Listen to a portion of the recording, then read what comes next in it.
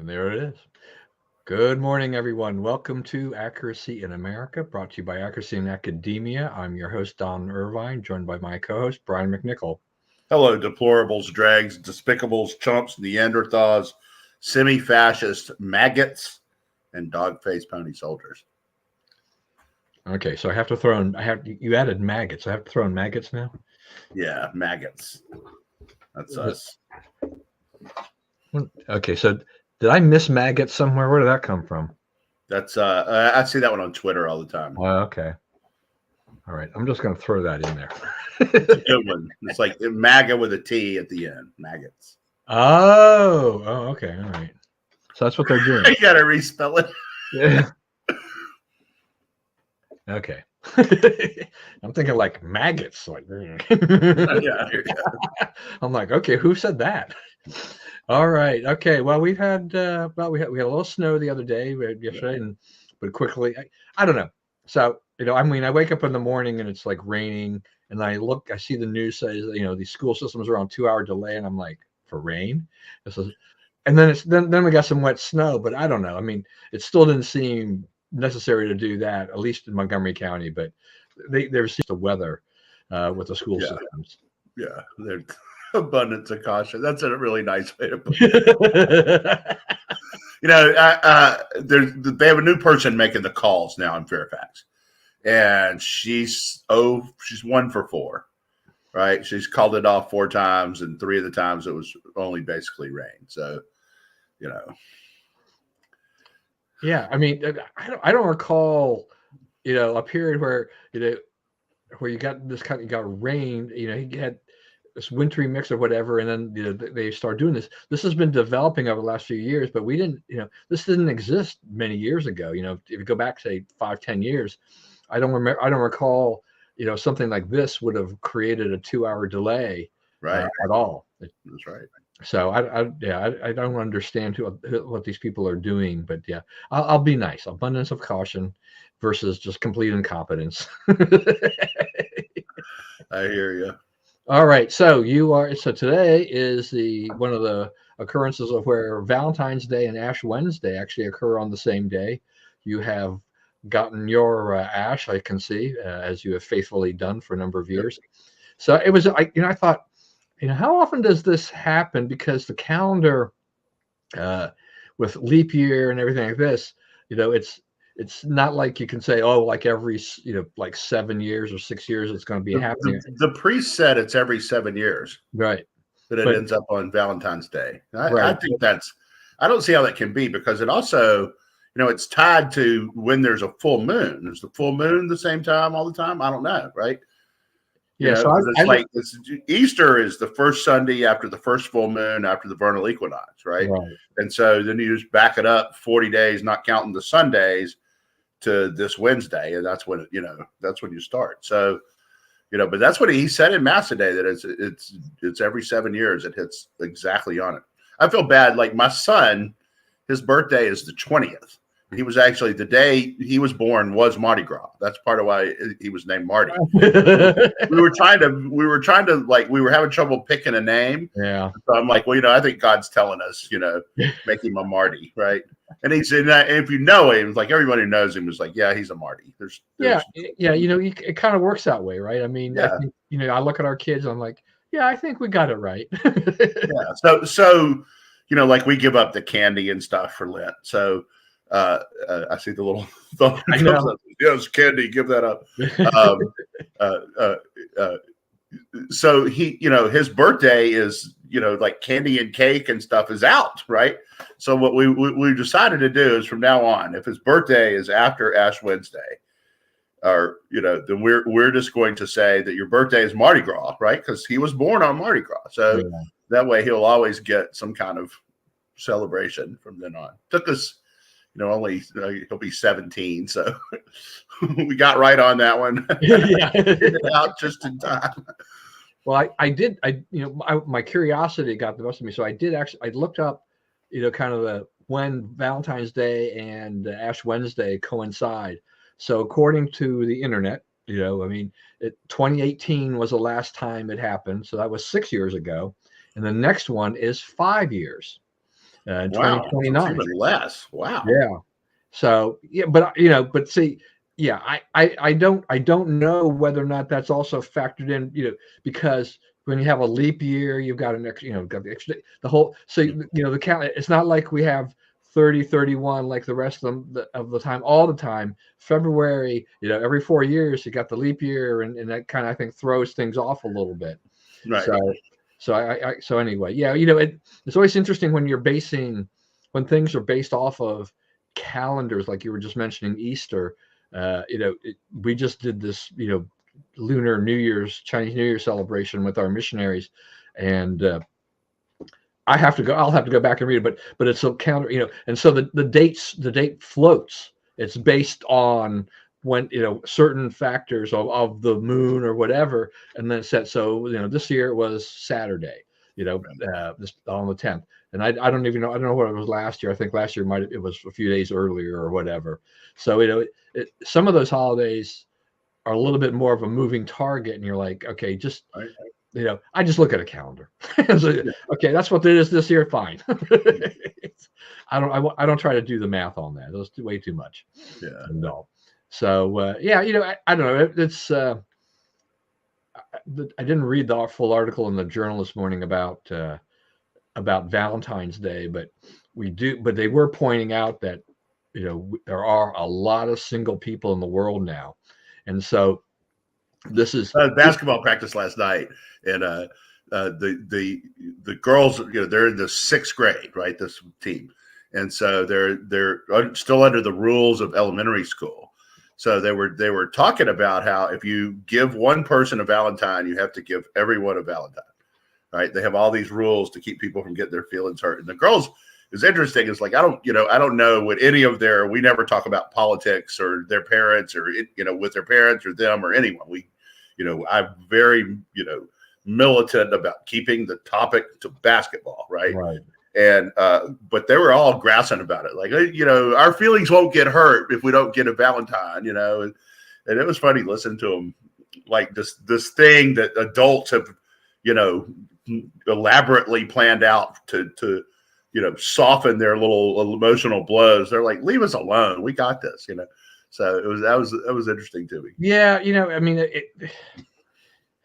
the what you and I both know. I mean, we're old enough. We've seen all these things in society, and it's like, it's really kind of ridiculous. I mean, I remember as a child, I probably pretty much gave out Valentines to everybody, right?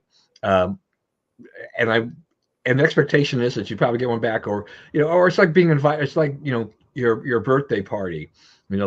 You invite all your classmates or just some of them and whatever. But this is all part of the process of life, of a little bit of selection here and things like that. And if you're overly sensitive, yeah, you're going to get your feelings hurt. But I don't know that my feelings, I mean, now it's been a long, long time, been decades, but I don't know that my feelings were so hurt that they have affected me throughout the rest of my life. Right, exactly. And the thing about it is like you're going to get excluded from stuff, and this is small scale, no consequences. So what if you don't get one more Valentine from little Jody who doesn't like you or whatever, but you got to start learning to ingest that, to receive rejection, and think about, what does that mean to me? Are they right? Am I right? Should I change? Am I being a jerk about stuff? And how do we do that if we protect people from their consequences all the time? Right. I mean, and that's why, we have this whole, the DEI thing is really ridiculous. I mean, you have, and we've talked about the backlash against a lot of DEI kind of gone over the edge, and now, corporations and some schools have been pulling back on that, but, they have the office of belonging. Like, wait a minute. So you were enrolled in school, but you didn't belong before? I mean, at university, what exactly is this? And inclusion is like, does everybody want to be included? No, not everybody wants to be included, right? I mean, it's just, how far, does all of this go? Does it tell all the organizations on campus, you must invite everybody to every event? It's like, if it was like the Hillel people, I mean, they're going to be forced to invite the the Latter-day Saints and the Catholics or whatever, but they may not really want them there. It's like and vice versa. I mean, it just really is a slippery slope of where we've gone. Right. We're losing sight of what we have is the freedom to associate with who we want. Right. Right. That's the whole thing about churches and all this stuff. Like, I can't make you do what I do. You can't make me. That way, like, all our ideas get out. All our ideas get expressed, right? So now you're telling people, you can't like some people better than others. That's nonsense. Or you're going against human nature, right? So let human nature happen. Let people learn to deal with it. Yeah. Where people, I'm trying to remember, because like this has happened over the course of our lifetimes, right? That the Valentine's police have emerged, right? So, were there thousands of suicides all over on February 16th as people, dealt with this rejection and just couldn't handle it anymore? I don't think so, right? I think people just said, I wish I'd have gotten one from little Jody, and, I'm going to have to work harder for little Jody's friendship.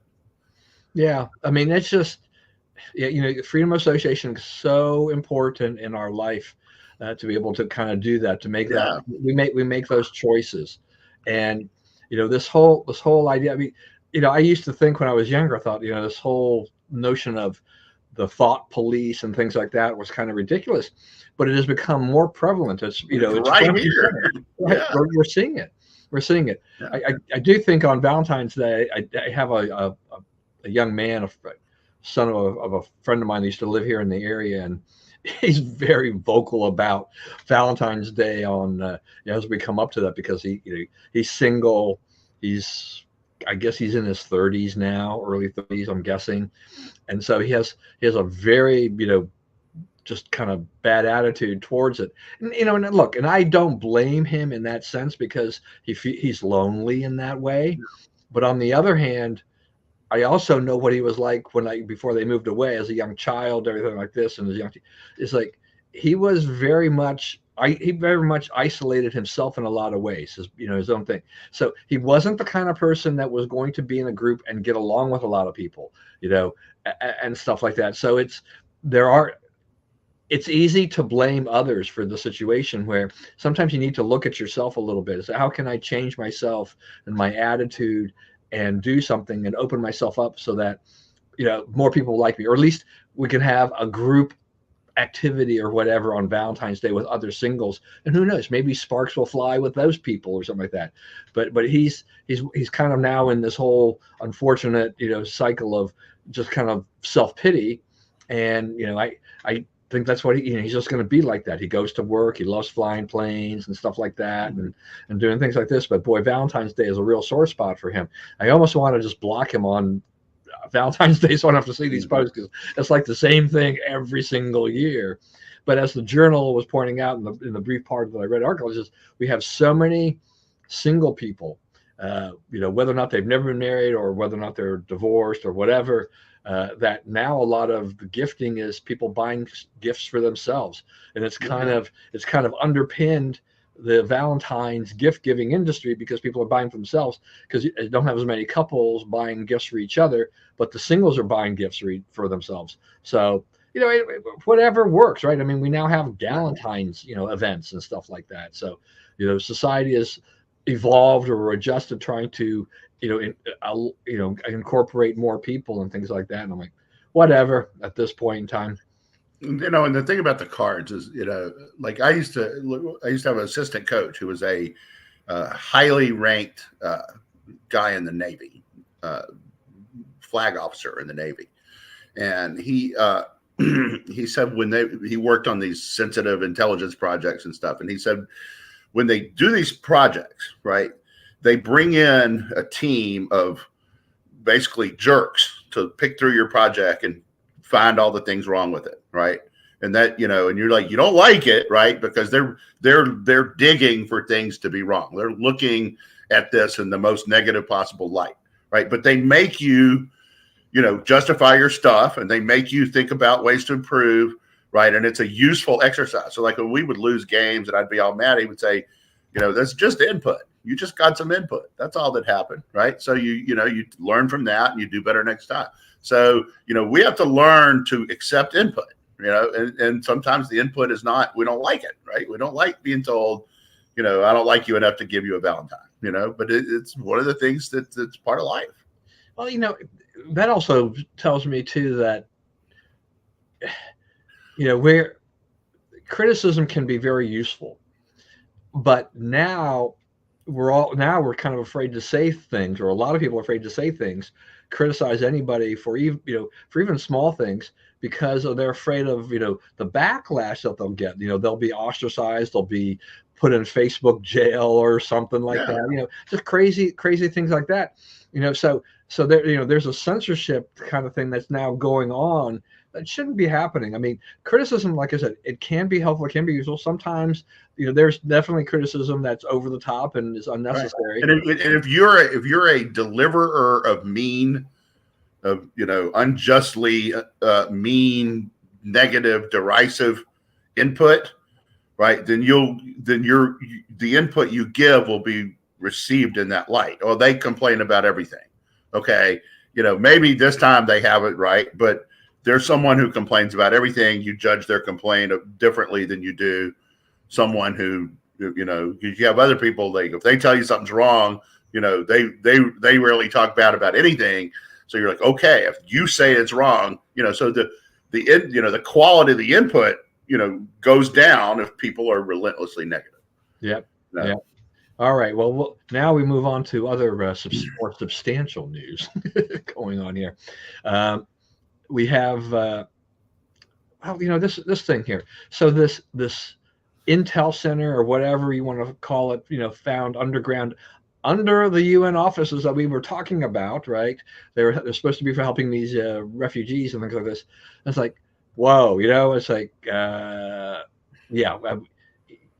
what can you say about, UNRWA, as well as Hamas and things like this? Is like, is Israel not right in going after all of this, at this point? I mean, this is ridiculous. I think they're absolutely right. And I think that, the United States, we're what, a fifth of the budget of the UN, and we give them a place to live rent free and all that stuff.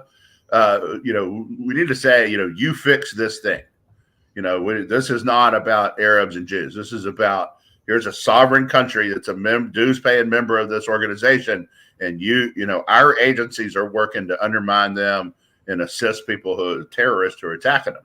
Right. This is a no brainer. And if they won't do it, ratchet up sanctions. But yeah, I think it's absolutely the wrong thing to do for the UN.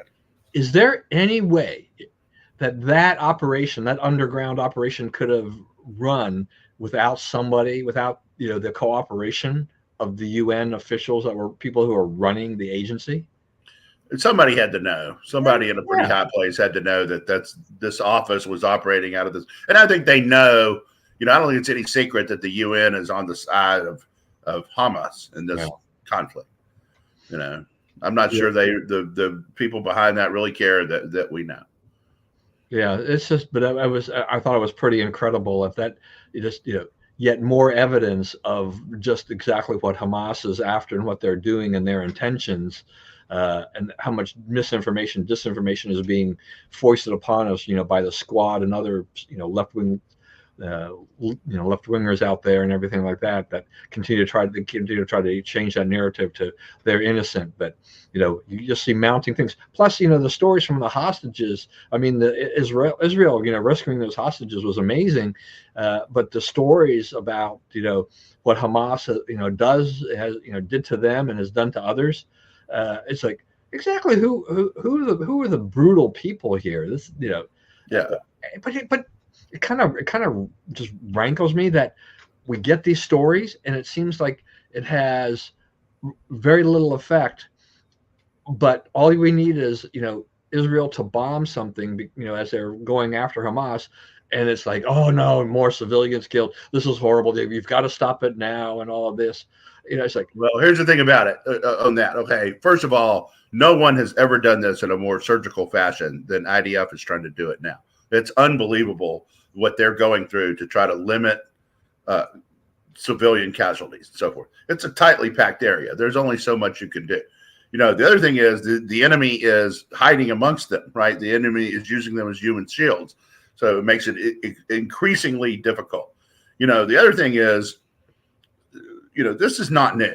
These people have been harassing the Israelis for decades, right? Rockets over the fence, when school lets out, so you can hopefully hit a kid, coming out of school. I mean, that kind of stuff for years and years. Okay. And so it's just this low level, sort of an annoyance war that they've had to put up with for years. And there's these shelters all over Israel, and everybody knows how to find the nearest shelter, because, you always need to know this, because at any given moment, these people can bomb you. Now they went over the line on October 7th, right? They mounted an all-out attack. Right, they're backed by the worst people in the world, the Iranians, right? The Iranian regime right now is probably the worst, most, malintended regime out there right now. And they're paying for all this to keep the attack on, keep the pressure on, keep the destruction on, keep the killing going. Okay, so the Israel is doing as good as they can, but at this point, right, if you're still fighting them on behalf of Hamas, you got to go. You got to go. Your thing is done. And I have no like compunction about, they need to do what they need to do until the rubble bounces. Keep after. I wish our voices were heard more than the other voices, but at this point, but I think Israel still has support, but it just seems that the way it's portrayed, the pressure is kind of getting to the Biden administration and others, and they're not as strong-willed on this as they were before. Because they basically have no moral underpinnings of any kind anyway, right? So, that's the other thing about it, is like, so, we don't talk about this enough, is, okay, the left, they attack us over religion. Hey, your religion says you should do this, and yet you're over here doing this, right? You can't ever get them back, because they don't have any religion telling them to do anything, right? There's no pressure for, trying to, ascertain what is right or wrong in any given situation and, try to do the right thing. There's no right thing, right? It's just whatever keeps you in power and helps your position at the expense of the other people. So, they're not going to be motivated by doing the right thing, right? That's only going to come from us. We're going to pay the political price when we don't measure up to it, but we are the ones who are for doing the right thing, and the left is not. And so when you have no ideals, right, then you're subject to getting blown around by the pressure of the moment. And the pressure was, the political zeitgeist in the country. I mean, it's still close to an 80% issue, right? 80% of the people favor Israel and oppose Hamas. But the people in Joe Biden's face and in his administration, right, and the people they actually talk to on a day-by-day basis, the math, that's not the math at all. It's probably closer to the other way around, 80% for the Hamas. So, you have people with no moral underpinning, no sense of right or wrong, then they can be for thugs who murder people. Yeah. Anyway, all right. So, election time. I mean, we've had 264 days left to go. We had a special election in New York, NY3.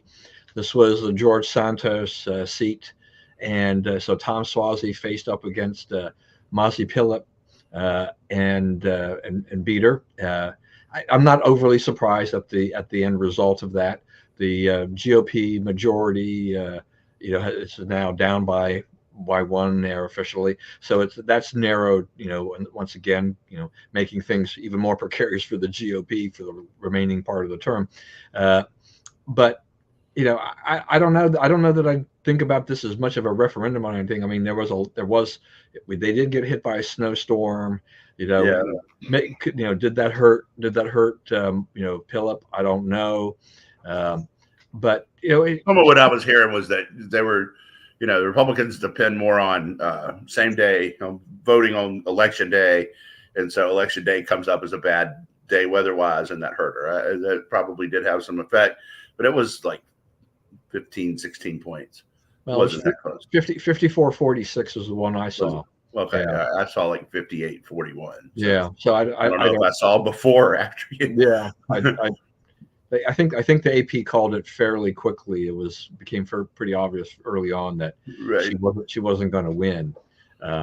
She's So not MAGA, right? She was a no, Democrat till a few months ago, and so a lot of people. One of the things that MAGA is really suspicious of now is potential Mitt Romney, Susan Collins types, right? It was like it's one thing to get Republicans elected and then have them sit up there and vote against you, right? So they're trying to get it down to where we're supporting people as a party who will vote like the party wants them to vote.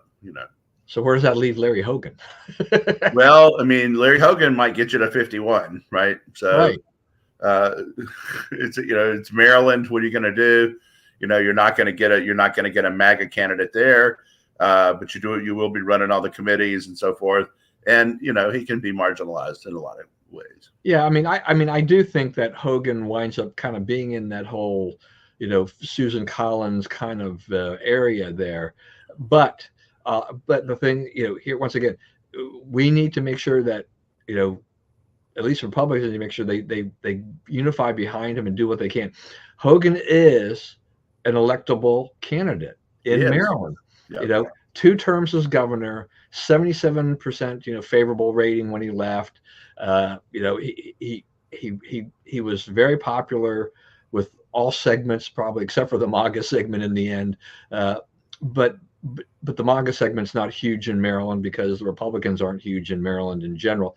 So he knows how to do this, and it's been forever since Maryland had a Republican senator. I mean, I was talking the other night. We were just talking about old Mac Mathias and J. Glenn Bell. I was thinking. Yeah, those guys. It's like, yeah, look, Mac Mathias in today's Republican Party. My goodness. Yeah, but Larry Hogan, I think, is much more middle of the road, willing to listen to conservative ideas and say Mathias would be in today's world. Right. I think that I think he'll come to some kind of understanding with Trump too, because Trump wins, right? If they both win, Maryland is kind of a key state for the federal government for a lot of pretty obvious reasons, the geography and so forth. And I think that Trump will, him and Hogan will cooperate where they can. They'll have some deal.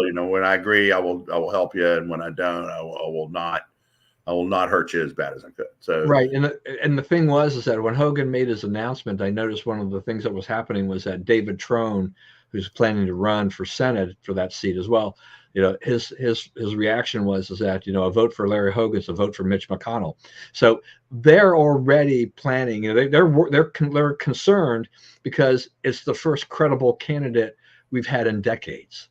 Right, but a lot of people in Maryland, you hear that comment and you're like, okay, if he's a vote for McConnell, I could live with that. Yeah. Vote for Trump, I don't want that, but I could live with that if it was Maryland. I mean, if it was McConnell. Right, and that's the thing. I mean, this is where Hogan's, stance with Trump, can pay some big dividends for him.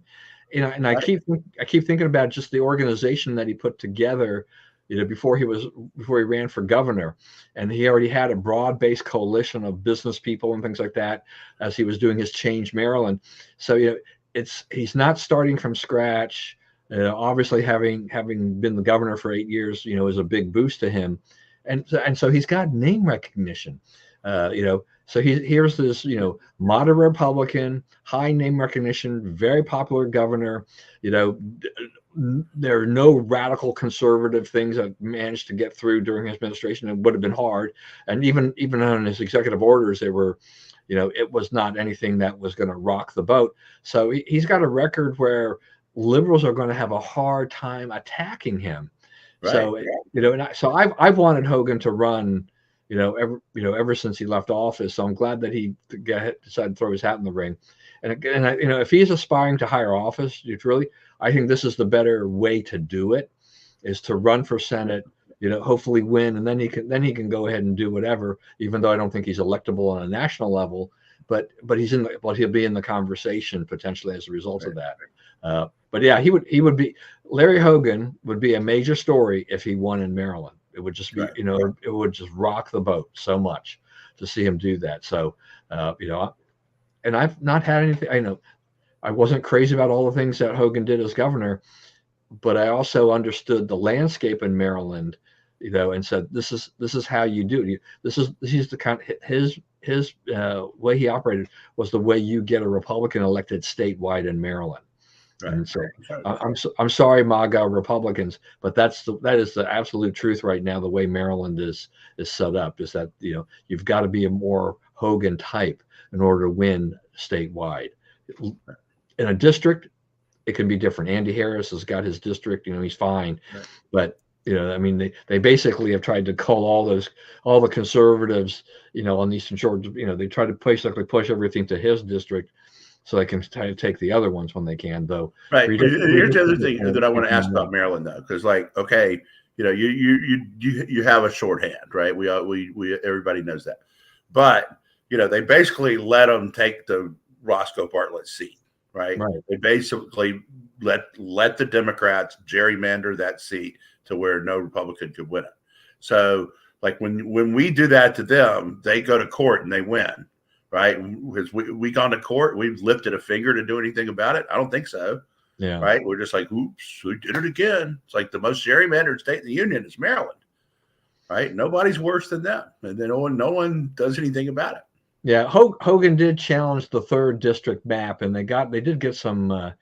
They did have some success with that, I think, and because it was so bad, it became one of the worst ones in the country. But he let 8 go, and he let 6 go, right? And those were winnable. Yeah.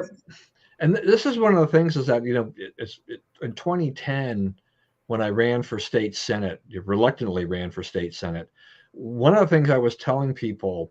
I participated in a little debate thing where my opponent actually didn't come to that one, but we were actually in the I don't even remember, it was a Catholic church that's right at the intersection of Norbeck and Muncaster Mill Road. So it's a very large, it's a good sized church there, but they were holding a little debate, and they invited all the Republicans, Democrats running in District 19 over there. And I was just saying, look, for Republicans, it's important to get a Republican elected as governor, as well, because of they have because of the input they have on maps, Right. And that's we're talking 2010, that was a census year, right? Right. So the governor at least has some influence there going forward that sets the tone for the next 10 years, and now he's supposed to deal with the legislature and wrangle with them. But you've got to have those people in the right places to be able to try to make some headway, because the Democrats they rule Maryland and they make it hard. I think Hogan tried to fight back on some things, but you can override any veto, I guess, if he would have of maps and come to some agreement. But I think it's a viable point if people really want quote free and fair elections and they don't want the gerrymandering. Look at your local races. Look at the races for your state senate, your state house, and your governor, and say, these people are the ones that are controlling that lever. If you want Republicans to have those controls and to be able to set the map, then that's what you got to do. But if you're okay with the Democrats doing it, well, then that's fine. Go ahead. We'll wait and see what happens. Hogan is going to make he's making this this year more interesting by the fact that for Marylanders, for Republicans in Maryland, it's like, oh, look, we know that Trump is only going to get X amount of votes there, but Hogan is someone they can fight for, and maybe Trump has some coattails and it benefits Hogan too. Who knows? Even though their relationship is great, I think they can patch some things up to help each other along the way. So the Senate passed a foreign aid bill without really the border security provisions in there. Schumer's basically telling the House they need to pass that, but I don't see it getting through the House. The speaker has said he's not going to bring it to the floor, which will make it difficult. Yeah, he's under no pressure to either. They passed HR 2. The Senate hasn't taken that up, So why don't we just go back to HR2? You guys deal with that. Call us when you're done, right? Because they're under no pressure. The book says at this point, let Biden figure this out for himself. If he really wants to fix the border, which he does not, he can do almost everything that needs to be done by executive order. That's how he messed it up, right? Trump fixed it by executive order. He broke it by renouncing all Trump's orders, and he can just put Trump's orders back in place. You have to admit you were wrong and that Trump was right about how to control the border. But, at this point, they got to try something, right? Well, yeah. I mean, who's got the most feeling the most pressure? Democrats, right, on the border. Yeah. I mean, yeah. Right. They're desperately trying to, you own the border now because you didn't vote for our terrible bill before. Yeah. Right. It's like, no, we don't own the border, and your bill was terrible. You can't. You're asking us to vote for stuff that our constituents explicitly do not want us to vote for. So, you're not being reasonable either. Yeah, I mean, it's like you can always say, look, we're for border security. I mean, this is the kind of security we want. We've laid this out. You're right. giving and not a bill that hires more administrative law judges and bureaucrats to process the asylum applications. What they're trying to do is make it quicker and more efficient to get illegal immigrants into the country. That's not what we're interested in. What we're interested in is keeping them out of the country. Right. And so, you make a bill that does not address what we want. And then you're like, oh, they won't vote on our bill. Well, your bill's not what we want. Yeah. And the Democrats, I mean, because we've talked about this a little bit before, because, I mean, New York, Chicago, now Denver, I mean, cities that are, just straining from from all the illegals that have been shipped by Governor Abbott up there, just to kind of make them say, hey, we're gonna let you share our pain. And here they are. And they're bursting because they didn't see the expenses and everything else that are coming with it, plus all the trouble. I mean, we had some trouble with some of these illegals and police in New York, and things. So they're not just innocent people either all the way through, right? Right. That's right. So yeah, cultural enrichers, internet calls them. Yeah, I think. But I mean, you have a situation where the Democrats are stuck here because the people who live in cities, generally cities is good for the Democrats, right? But now you have cities being destroyed by policies the Democrats cannot deny are theirs, and it's like, please help us. Oh, we can help you, equity and whatnot, and welcome these guys in, let them live in your house. Right, that's really actually what they're saying. They've just kind of abandoned the notion of solving the problem, and the people, the cities are like, hey, what we signed up for. So, you have, Trump. I think Biden is down to like 57% of the black vote, 60%, somewhere around there, which sounds like a lot, but it was like 89 last time. So 89 to 60, you can't win. The thing about those votes is they're in places where that hurts you most, right? Michigan, Wisconsin, Georgia, all those states that were razor thin close, North Carolina last time, large black voting population. So, if you cannot figure this out to their satisfaction, they may stay home. They may not vote for Trump, but they're not going to vote for Biden. Yeah. Well, as I'm thinking about some of these cities that have been, have had a lot of publicity because they're complaining. We have, they have Democrat mayors, though in Denver, I guess the mayor is a Democrat, but it's officially a nonpartisan office. But I'm thinking about San Francisco. I kind of wonder, like, I haven't heard anything about shipping to San Francisco, but I kind of wonder, if Greg Abbott says, San Francisco's already got enough problems, we don't need to dump on them more.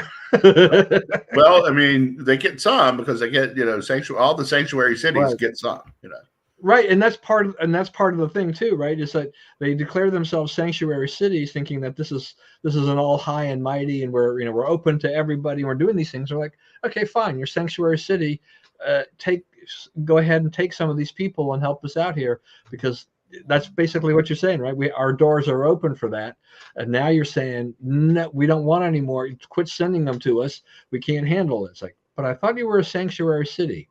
It's like, well, we didn't quite expect this.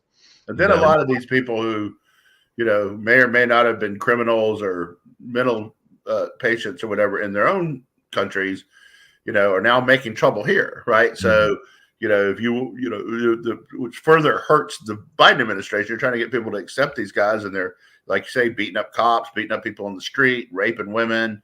It's not all of them. It's not even a big percentage of them, but it's your, you need to be almost perfect here, and they're not close. Right. Exactly. I mean, the thing is that stories like that will make news, and that's not the news you want them to portray. Right. Even if it's 0.1% of the entire group coming in, the perception is still what's out there for people. And, right. And if you're attacking cops, that's a no-go. I mean, that's like that. Right. That's you. We all agree on that. We all agree. Beating up cops in the street, we're not going for that. We don't do that here. Yeah, you can't do that. So it creates a bigger headache for the Biden administration on this. So yeah, we're here in middle of February. We've got an election in less than 9 months. I don't see how Biden gets like you said, except by executive order, how he's going to get any real border or anything done between now and November. It'll be the next administration, probably Trump, or at least hopefully Trump's administration, that comes in and tries to fix all that and does what we need to do. But he's going to also need to make sure they get, they've got Congress, with them on that. And that's, we're kind of dicey at this stage, but we're 9 months out. We'll see how some more things shake out for that. The House did by one vote. I would say before we go on that, one of the things that's getting overlooked is congressional majorities. Right, we have a very good chance of picking up the Senate. The Democrat is almost certainly going to lose in West Virginia.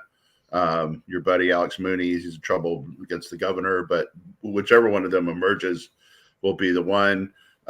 Like Hogan could win Maryland. Cruz is now 8 or 10 points ahead in Texas. They're not going to pick that up. There's a couple other really Sherrod Brown in Ohio that are really vulnerable, really in bad electoral climate for them, unpopular president. Arizona, right? That's right. Sinema, that's right. That could well end up in Republican hands. Yeah, especially if they can't get either her or Ruben Gallego out of the race, right? And right. Ruben Gallego's made enough inroads now that it probably won't be him, right?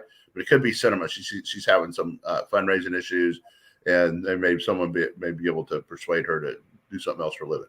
Yeah, I mean, Sinema has not done any fundraising, but she's got money in the bank from her other campaign. So right. So she's not done yet, but if they don't sort that out, then Lake probably does win. So that would be a very pro-Trump senator from Arizona on his side, like more pro-Trump than J.D. Vance, which would be saying something. Yeah. So, but the House is winnable, right? You have it now, and a lot of those districts are the Republican has the upper hand, is the better known, better financed candidate. But we were outspent. Republicans were outspent about 3.5 to 1 in the 2022 midterms, right? And so that's why it is huge news that Trump has forced out Ronna McDaniel, right? Because you cannot fail at every campaign cycle to that degree. 3.5 times, the funding. Your opponent has 3.5 times the funding. All those Senate candidates. Remember, they sat around and blamed Trump for Blake Masters and Oz and Herschel Walker and all this stuff. And it's like, okay, all those guys were Trump endorsed, but they were all out financed, outspent 8, 9, 10 to 1. So it's hard to win like that, especially close races. So, the party itself, the RNC, is changing hands is a huge positive if they have that. Okay. I'm glad Charlton asked that. To me, almost no possibility that it won't be Joe. If Joe dies or spins completely out of control, what happened this week was not, not good for that. He got much closer to, needing to be deposed one way or the other. The problem with deposing Joes. In most cases, you passed a lot of filing deadlines for primaries, and some primaries have already been held. And if you replace Joe, the only person you can replace him with by law in most of those places is the vice president, which is Harris. And Trump is up about 6-8 points now nationally on Biden, right? But he's up about 17 or 18 on Harris. So the Democrats don't want it. That could be literally 420 electoral votes. So that they won't go to Harris, and they really can't go to anyone else. And really, who would they put up? Like, I can write your commercials against Gavin Newsom. Whitmer, she's involved in some kind of fake kidnapping plot. There's who's viable on that side, right? It's a really weak bench at this point. Yeah, no, I mean, it's there's obviously lots of questions about Biden and his competency and everything like that, but the Democrats are stuck.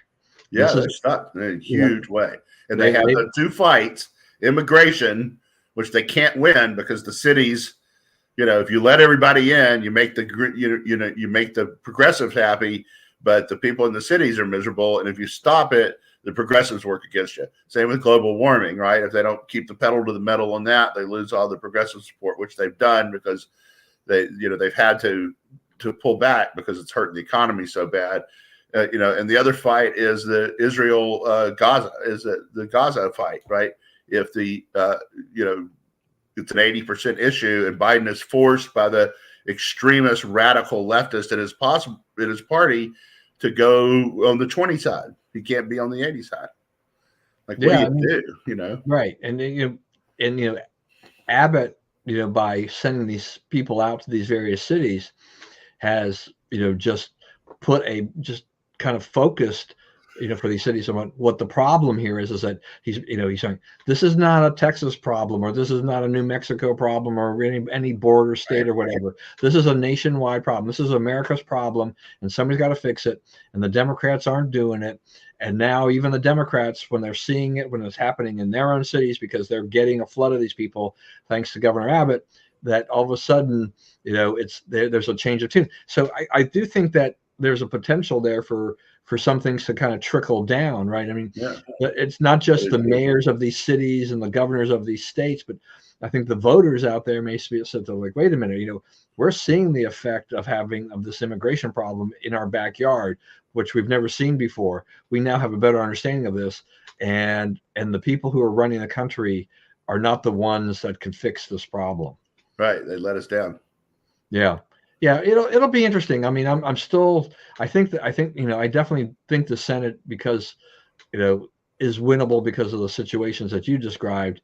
The House, I think some of this is really going to rely on Trump coattails or something like that to help carry the down ballot candidates through that. Right. A lot of congressional races, we come to every 2 years. There's some pretty close races. Trump can make a huge difference in a lot of those, enough to secure a bigger majority than they have today, if it all goes well. And also, I think there's 8 Republicans retiring, and all but one of them, only one of them is MAGA. All the rest are, Ken Buck, all these guys. So it's getting to be more MAGA. That it will, the next class will be more MAGA. Right. And, go ahead. I'm sorry. Trump, once he is the nominee, he can really pivot to that and say, hey, I'm going to need majorities to do what truly needs to be done here. And I think he can really rally a lot of people, but you need that party infrastructure to be lined up behind this in a way that it wasn't until now. Yeah. And you have to have things like where Wisconsin, where they're going to try to redraw the map, not redraw the map for this election. But they're making a big push to that because they won the Supreme Court seat that they needed to turn the court to the liberal side, and that's part of their agenda is to change the map. So there are some underlying currents with things like that where liberals are trying to do things like that. We'll see how this all shakes out. Judge has some problems too. So there's some attempts to remove that judge going on and stuff. So. Yeah. There's a long way to go there in Wisconsin.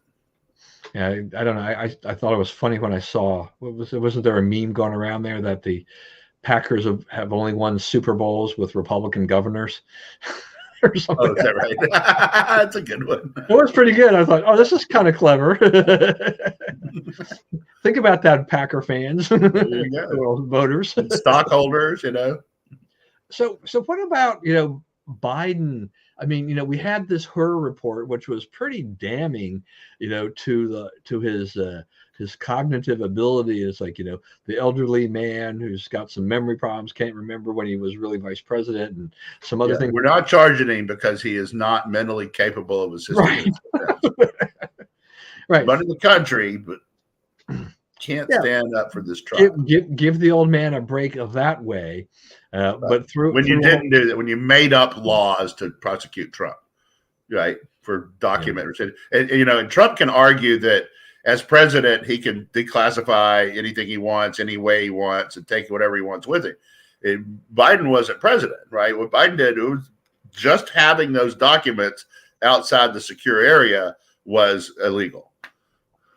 Right. Yeah. So one of the things that gets me about this is that, so then he fires back, trying to defend himself with this, and then he when I first heard this thing, I'm like, what the heck did he just say?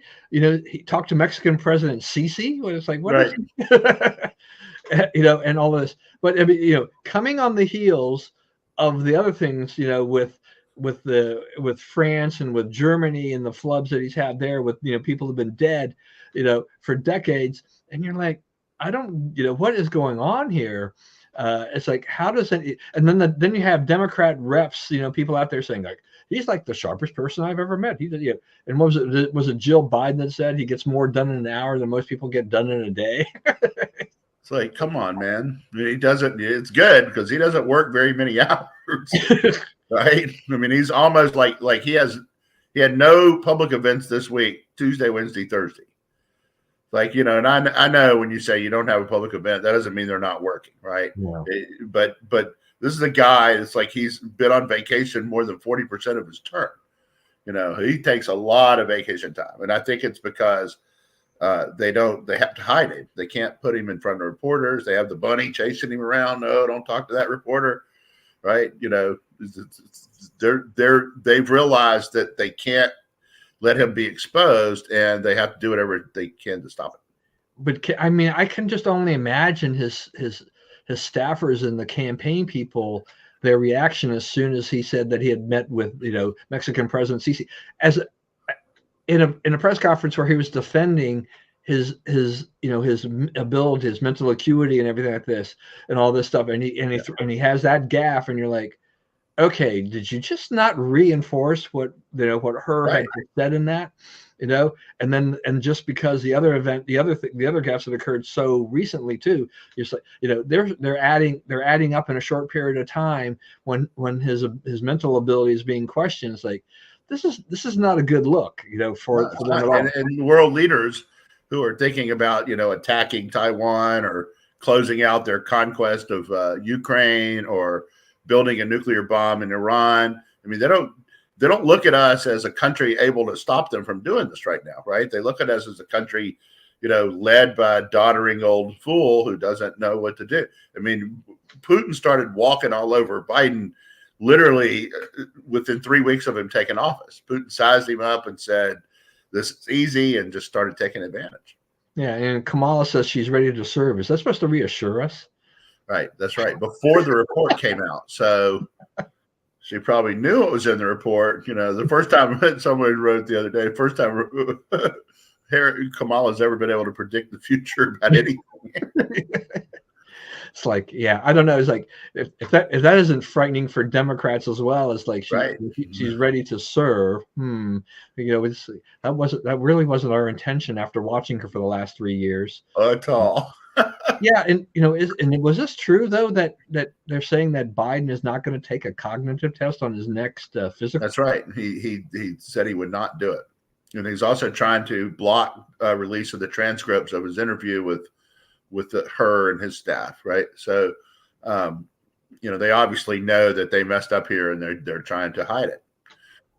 but I think the fight for those recordings, even if they lose, even if the Republicans lose, the point is made. I mean, they're fighting really hard to keep you American people from hearing, how doddering Joe is, how bad off he is. Right. Right. There's nothing they can do. They can either put out the tapes and live with what happens, or they can, be criticized for hiding it right up till Election Day.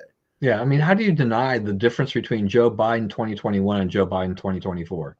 There's a stark difference. Right. But no, the trick here, though, is to not go overboard with this, because, that's not really the reason not to elect Joe Biden president. Right. Again, it's part of it, but it's not all of it. And last time, it was all this talk at this point in the deal about, he can barely form a sentence and how old and addled he is. And then he gets out there in the first debate. He didn't really win the debate, but he did not spit all over himself. He did not stumble off the stage. He did not forget his name and whatnot. Right. He debated. Like, you think, say what you want about what he said, but he stood up to it. Right. And then we're like, okay, that was a lie. It's cognitive dissonance. They told me something that did not square with what I saw on my screen. This time, I'm not sure Biden is as able to pull off what he pulled off in that debate as he did this time. And we need to our criticism of this needs to be measured, and it needs to be referred to, unarguable, impregnable sources such as the special counsel's report. Yeah. But I think I'm willing to wait till a debate between Trump and Biden to see what's going on here. So yeah, I think you're going to be waiting a long time for that one, my friend. I don't think that was going to happen in this year. All right. Let's go ahead and wrap it up. Let's see a couple of things here. Secretary of Defense back in the hospital. I think he's seriously ill this time. So prayers for him. House votes to impeach Mayorkas. I thought that we probably dodged a bullet when they fell just short the first time. I don't know what we get out of this, and it's over policy differences. It's not really how impeachment's supposed to be used. So, good luck, but I don't think you're going to get much on it. Let's see. The shrinkflation. You're talking about dumb things Biden did to himself, self-inflicted wounds. So, he gets down there. He won't do this traditional Super Bowl softball interview because, he's afraid that he will, spit all over the machine or whatever.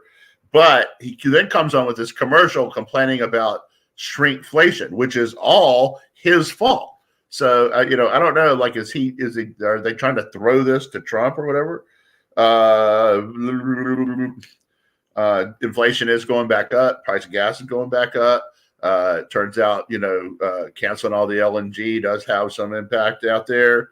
I really don't care if they sing the Black National Anthem. Right. I am studiously aware of when the game actually starts, and I don't watch anything that comes on before. And of course, the happiest news today is that pitchers and catchers report. Yep. Can you? I'm just going to, before we close, I'm going to say, can you imagine what it's like for Dodger training camp and spring training? That they'll sell every ticket to any spring game this way, and they can charge whatever they want to watch those guys. That's right. Yeah. So that would be an amazing thing. So anyway, thanks everyone for joining us today. Please, as always, stay safe and stay well. Remember, we live in the greatest country in the world. Do not let anyone tell you otherwise. And as always, God bless America, and we will see you again next week.